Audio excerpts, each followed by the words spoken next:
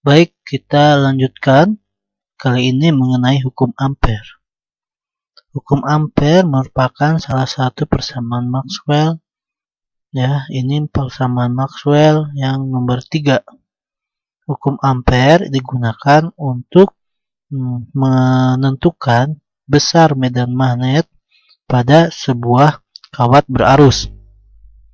Nah, ini digunakan pada saat kawat berarusnya ini mempunyai simetri yang sempurna. Berbeda kemarin dengan hukum Biot-Savart. Hukum Biot-Savart kawat sembarang bisa menggunakan hukum Biot-Savart.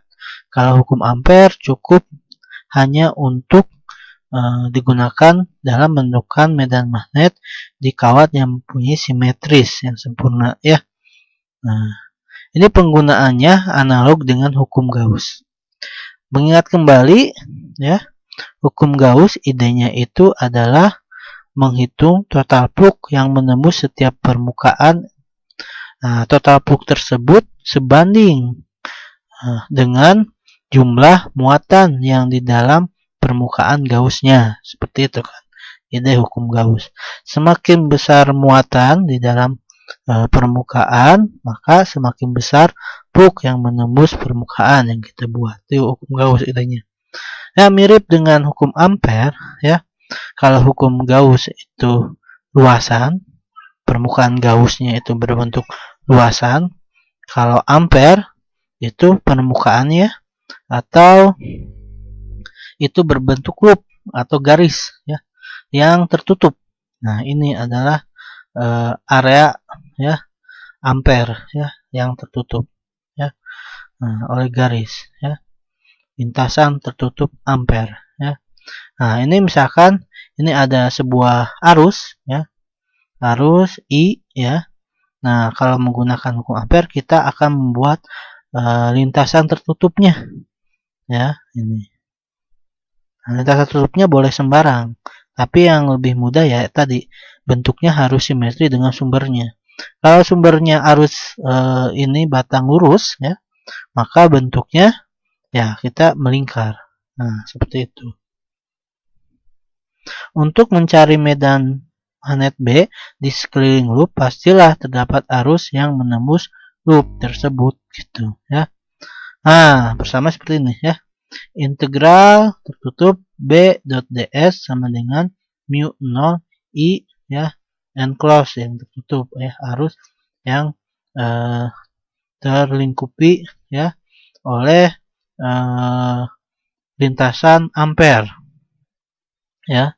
Nah, B ini medan magnet, ds ini adalah elemen dari lintasan Ampere-nya ya. Elemen lintasan Ampere. Ini kan identik, ingat lagi persamaan hukum Gauss ya. Integral tertutup E dA Q in per epsilon 0 ya. Kalau di Gauss itu dA itu elemen dari luasnya ya, luas Gaussnya, luas permukaan Gaussnya. Kalau di Maxwell itu Ampere itu ds ya, itu elemen lintasannya, lintasan tertutupnya. Itu. Sumbernya I arus, kalau di Gauss kan Q ya. Terus ya kosantanya permeabilitas ya, 0 ya. Seperti itu. Integral garisnya sepanjang lintasan tertutup yang mengelilingi sebuah permukaan terbuka S ya. INC adalah arus yang menembus S ya. Nah, kalau arusnya yang diketahuinya adalah rapat arus terhadap luas ya, maka arus totalnya itu integral J dot dA sepanjang luasan ya, luasan tertutup ini ya, luas kawatnya, luas penampang kawatnya J dot dA yang terlingkupi oleh permukaan Ampere ini bukan permukaan Ampere, lintasan Ampere ini ya. Nah, ini kalau arusnya yang diketahuinya berupa rapat muatan, berarti kita harus integralkan J dot dA. Bukan rapat muatan, rapat arus ya, bukan rapat arus terhadap luas ya. Itu. Nah, ini tadi ya penggunaan filsafat dengan hukum Ampere. Kalau filsafat ini umum, sembarang. Kawatnya berhingga ya. Kawatnya berbentuk loop atau kawatnya bervariasi bentuknya, itu bisa gunakan hukum filsafat. Hukum Ampere khusus sumber arus yang simetri. Contoh, kawatnya tak berhingga atau kawatnya sangat panjang sekali, atau kita melihat kawat dari posisi yang sangat dekat ya. Nah, itu bisa menjadi kawat yang tak berhingga atau lembaran arus yang tak hingga. Nah, ini bisa menggunakan hukum Ampere. Nah, langkahnya menggunakan hukum Ampere. Pertama, identifikasi daerah yang akan dihitung medan magnet B-nya. Mencari arah B dengan aturan tangan kanan. Kedua, pilih lintasan Ampere S yang simetri. Ya. B sama dengan 0 untuk konstan pada lintasan ampernya. Ya. Hitung integral BDS. Ya. Hitung arus yang dilingkupi lintasan Ampere S-nya. Berapa total arusnya. Gunakan hukum Ampere. Ya, ini mirip-mirip penggunaan hukum Gauss ya. Mirip. Nah, coba contoh saja ya. Misalkan ada sebuah kawat konduktor silinder bentuknya memiliki radius R besar dan rapat arus yang seragam dengan total I. Nah, diketahuinya sudah arus ya I, jadi kita tidak perlu mencari arusnya ya. Nah, cari B di daerah luar kawat ya, berarti di R kecil itu posisi titiknya ke pusat itu lebih besar dari jari-jarinya, atau di dalam kawat R lebih kecil daripada R besar ya. Nah, cari daerah itu. Nah, kawatnya ini kawat yang tak hingga ya. Kawat tak hingga di kenyataan itu misalkan kita melihat ada sekawat melihat kawat dengan panjang tertentu tapi jarak yang sangat dekat sekali. Kita bisa mengasumsikan bahwa kawat tersebut merupakan kawat yang tak hingga. Sehingga kita bisa menentukan medan magnet yang di dekat kawat tersebut berapa dengan menggunakan hukum Ampere. Tidak perlu menggunakan hukum Biot-Savart. Ya. Oke. Nah, pertama kita buat dulu ya lintasan ampernya. Lintasan ampernya ini yang simetri dengan kawat yang berbentuk silinder. Nah, pertama kita buat lintasan di luar dulu untuk mencari medan magnet di luar. Nah, kan arusnya ini ya, arahnya ke sini, lintasannya ini ya. Nah, lintasannya upayakan simetri ya, harus simetri ya. Misalkan jari-jari lintasan ampernya ini adalah R kecil ya. Nah, ini DS-nya, elemen lintasannya DS ya.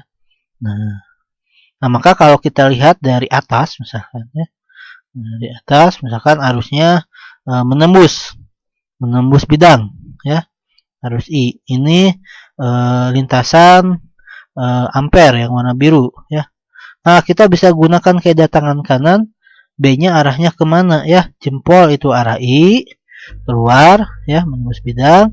B-nya itu arah jemari yang lain ya, arah jemari yang lain itu melingkar berlawanan arah jarum jam B-nya ya. Nah, searah dengan lintasan ampere yang kita buat ya, sehingga lintasan ampere B konstan ya, B-nya tiap titik konstan karena bentuknya lingkaran kan lintasan ampernya, dan sejajar I ya, sejajar atau searah ya yang terlingkupi. Nah, setelah itu sekarang daerah luar dulu ya. Lintasan ampere lingkaran medan B berlatar jarum jam. Nah, ini ya. Tadi integral BDS sama dengan mu 0I gitu kan ya. Nah, karena B-nya seragam atau konstan, B-nya bisa dikeluarkan ya, atau B dot DS itu kan B kali DS kali cos theta ya. B dan DS karena itu sejajar, di cosnya cos 0 berarti 1 ya, tidak ada cos theta-nya. Ini B-nya dan DS-nya B-nya bisa langsung dikeluarkan ya, sama dengan hukum Gauss. E-nya kan bisa langsung dikeluarkan kan ya. Nah, tinggal integral DS. Integral DS itu S-nya ini kan elemen kecil dari lintasan ampere yang berbentuk lingkaran ya. Kalau DS-nya diintegralkan, tertutup dari ujung dari titik ini balik lagi sampai ke titik ini lagi ya, integralkan, totalkan lintasannya, yaitu sama dengan keliling lingkaran, yaitu 2pi kali R kecil jari-jarinya ya. Jadi B kali 2πr. Nah, ini kan mirip dengan hukum Gauss ya. Hukum Gauss kan luasnya ya, luas permukaannya. Kalau hukum Ampere ds-nya totalnya itu adalah luas lintasan ampere, luas keliling lintasan ampernya atau total ya, keliling lingkaran ini ya. 2pi kali R kelilingnya ya. Jadi B kali 2πr sama dengan μ0 kali arus yang terlingkupi oleh lintasan ampere, itu besarnya I totalnya ya. Di B 2πr sama dengan μ0I, atau B sama dengan μ0I per 2πr. Nah, ini kan mirip persamaan dulu yang di sekolah ya. Ini untuk kawat berarus ya. Yang paling ingat hingga μ0I per 2πr medan magnetnya ya, ingat lagi. Berlawanan berlawanan dengan arah jarum jam, arah medan magnetnya menggunakan kaidah tangan kanan ya. B-nya berbanding lurus dengan I, makin besar arusnya ya tentu makin besar medannya, dan berbanding terbalik dengan R, jarak ya, makin jauh dari sumbernya ya, makin kecil medannya. Nah, sekarang bagaimana medan di dalam kawat tersebut ya, medan magnetnya. Nah, kita gunakan hukum ampere. Nah, kita buat lintasan ampernya sekarang di dalam ya, di dalam ya.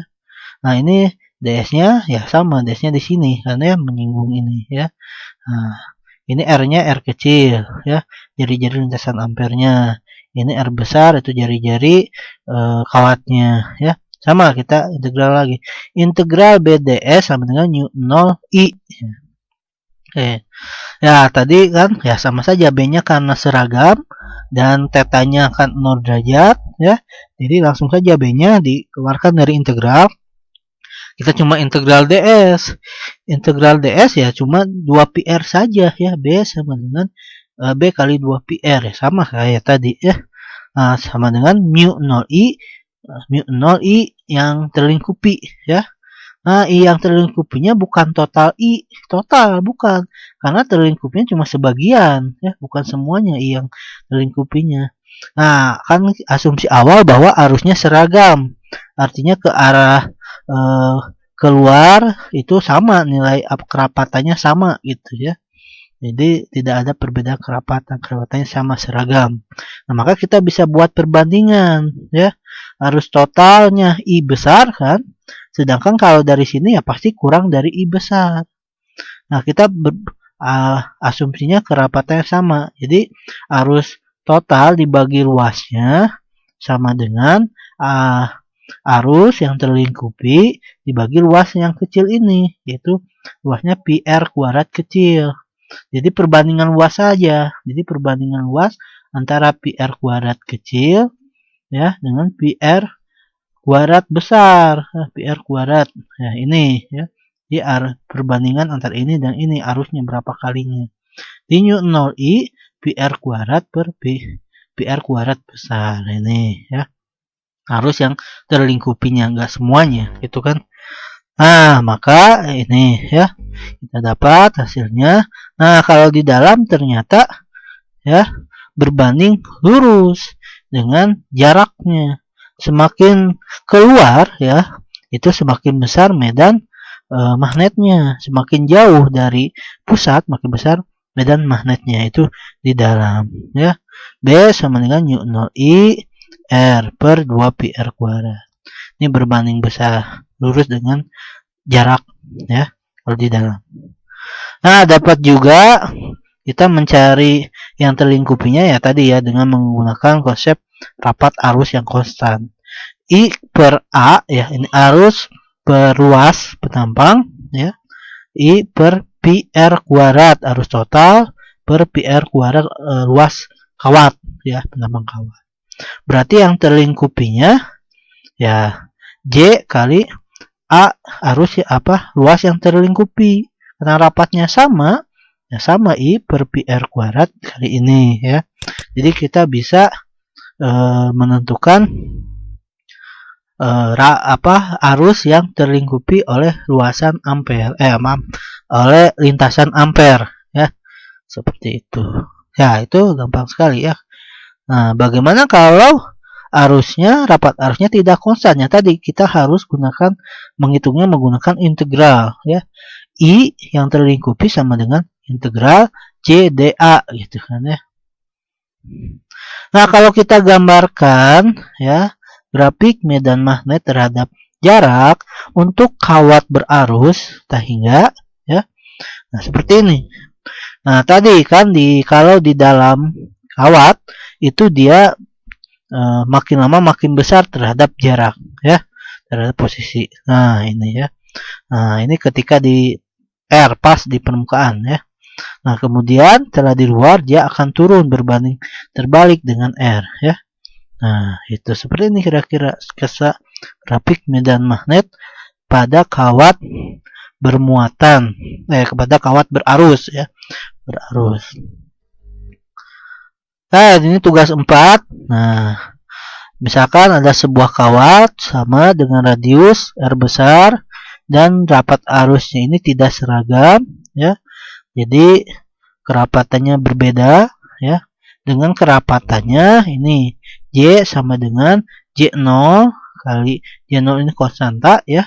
R besar ini jari-jari ini ya per R kecil ya. Dari sini kita bisa melihat kerapatannya akan mengecil ya. Jadi kalau jauh dari pusat itu rapat arusnya akan mengecil. Nah, ya. Nah, bagaimana nilai B-nya di luar dan di dalam? Nah, ini berarti kita harus menentukan arus yang terlingkupinya dengan cara mengintegralkan dulu ya untuk mencari nilai arus ya. Arus sama dengan integral J dA. Nah, kan J-nya ini J0 R per R kecil. dA-nya apa? dA-nya itu kan elemen luas ya. dA-nya elemen luas. Nah, kalau luas lingkaran berarti ya. Kalau luas lingkaran kan pi R kuadrat ya. Nah, berarti kalau elemen luas dari lingkaran apa? Ya, kita tinggal turunkan sekali luas ya terhadap R. Kan kalau luas itu pi R kuadrat, turunkan terhadap R jadi 2 pi R dr. Jadi dA-nya ini adalah 2 pi R dr. Nah, ganti dA-nya dengan 2 pi R dr ya. Sehingga kita bisa integralkan terhadap R ya. Maka didapat nanti arus yang terlingkupinya ya. Seperti itu. Nah, kalau ya oke. Nah, ini tadi kawat berarus dengan panjang tahingga bisa menggunakan hukum ampere. Ada geometri yang lain. Pertama ini coil Helmholtz. Nah, ini ada misalkan kita bayangkan ada sebuah cincin. Nah, dua buah cincin. Nah, dua buah cincin ini kita beri arus yang searah ya. Kemudian kita dekatkan. Maka dengan menggunakan ya kaidah tangan kanan kita bisa menggambarkan garis-garis medan magnetnya seperti ini ya. Seperti ini. Nah, ini garis-garis medan magnet yang biru untuk medan magnet yang kiri, yang kanan untuk medan magnet yang hijau untuk medan magnet yang kanan dengan arus yang sama.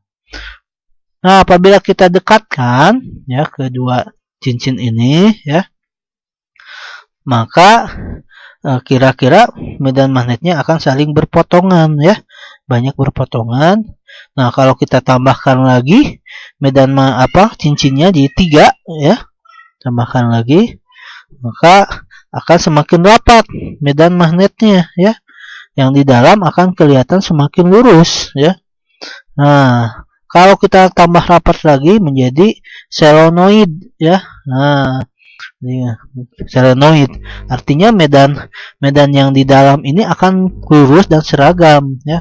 Nah, karena kalau kita bayangkan lagi rapat lagi, semakin rapat ya, medan magnet yang di dalam akan semakin lurus ya dan seragam. Nah, ini selenoid. Nah, ini digunakan ya sebagai sumber medan magnet misalkan ya, untuk dia bisa dianggap sebagai magnet batang ya. Karena medan magnet yang dihasilkan dari selenoid bentuknya mirip magnet batang ya. Nah, ini sangat rapat sekali. Nah, ini misalkan jadi kutub N ya, utara, ini kutub S, selatan ya. Nah, ini bentuknya medan magnetnya mirip magnet batang. Nah, jadi kita bisa menggunakan selenoid untuk menggantikan medan magnet batang misalkan untuk keperluan tertentu ya. Ini seperti pada bel listrik misalkan ya, ada selenoid sebagai magnet. Untuk selenoid ideal ya, B uniform di dalam dan di 0 itu di luar itu 0 gitu ya. Jadi di dalam itu seragam ya, dan di luar 0 yang ideal gitu ya, yang kerapatannya besar sekali. Nah, oke. Nah, kita akan menghitung berapa besar medan magnet yang dihasilkan oleh selenoid ya. Nah, kalau kita bayangkan tadi ya, selenoid itu, nah ini misalkan arah arusnya seperti ini ya. Ini di sini keluar, berarti di sini masuk ya. Nah, ini masuk, ini keluar. Maaf, ini masuk, di sini keluar ya. Masuk, sini keluar seperti ini karena berputar-putar kan ya. Jadi kita bisa menganggap kalau kita lihatnya dari depan, yang sebagian kiri itu arusnya keluar, yang bagian kanan arusnya masuk ya. Nah, kalau kita gambarkan ya, ini penampangnya seperti ini ya. Nah, ini keluar arusnya, ini masuk arusnya ya. Nah, kita akan membuat permukaan lagi lintasan ampere untuk menentukan medan magnet di selenoid ya, di dalam selenoid. Nah, misalkan kita buatnya seperti ini, berbentuk segi 4 misalkan. Ini adalah lintasan ampere yang kita buat. Ini misalkan lebarnya W, panjangnya L ya. Nah, kita ya gunakan hukum ampere ya. Pertama untuk yang bagian 2 dan bagian 4 ya. Nah, lihat bagian 2, ini bagian 4 ya. Medan medan magnet dengan DS-nya itu tegak lurus kan ya. Dan magnet ke sana, DS-nya ke sini. Itu tegak lurus. Sehingga bukan B dot DS ya, integral B dot DS cos 90 derajat BDS cos theta. Cos 90 derajat 0, berarti medan magnetnya 0 untuk bagian 2 dan 4 ya. Nah,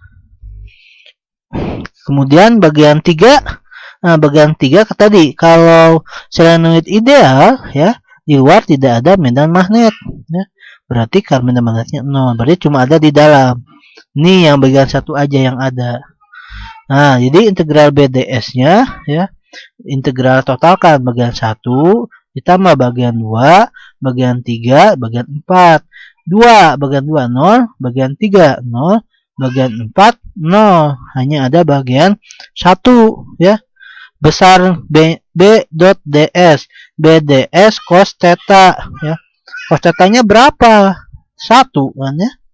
Cos theta-nya 0, cos 0 ya. Karena B dan DS-nya searah ya.